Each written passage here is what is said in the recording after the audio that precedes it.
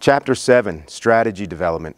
So you've just gone through the strategic analysis component of the strategy whiteboard and the blendification system. Then that's where you looked at your culture, your external impacts, your internal evaluation, your financial and metrics, and then you looked at your foundation, your foundational strategy, your business objective, and your core competency statement. Now all that sets the groundwork or the framework to build your strategies.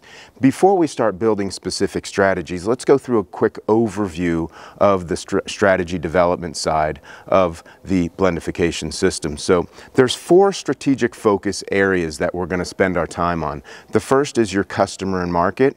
The second is product. The third is operations. And the fourth is people. So all 4 of those really represent everything that goes on inside an organization.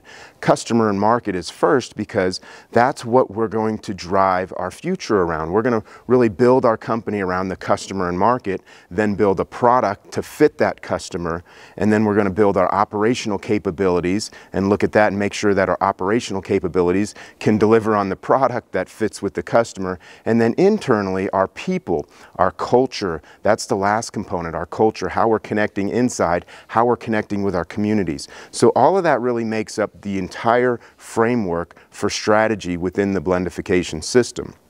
So within each of those 4 strategic focus areas, there's 3 components: the strategic focus statement, the strategic outcomes, and the strategic actions. The strategic focus statement is really just one statement, and it's more like a vision statement for that specific area. And then you go into strategic outcomes, which are clear, identifiable, tangible, date-bound goals. We call this block training, and it's based on the concept of people that do athletics or triathletes that do endurance training. When they look at their overall training plan, they look at their goals, a longer-term goal, and then they break it up into small segments along the way, small micro segments, even down to a daily workout. And that's what we want to do with your organization, is we want to set a long-term strategic outcome, say 3 or 5 years, and then break that up into annual goals, break it up into quarterly goals, monthly goals, and then even weekly or even sometimes daily goals. So that's block training from a business perspective, and that's what we're going to do within the context of strategic outcomes. And then you have strategic actions, and those are the specific things you'll do, the tasks, the actual project plan that you're going to put together in order to achieve the outcomes while remaining focused on what you want to do within each of those 4 areas. At the end of the strategy development is we have financial outcomes, and financial outcomes are nothing more than outcomes of successfully implementing the strategies that you laid forward in the prior sections.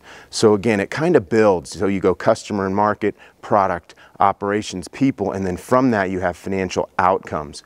When all this comes together, you start seeing a cross-focus or cross-functional impact, because we can't develop a customer and market strategy without looking at our product strategy, and we can't build our product strategy without looking at how we're going to actually build it or operate or actually support this model. And we can't do any of these things without people. So now what we start seeing is this cross-functional or cross-focus impact.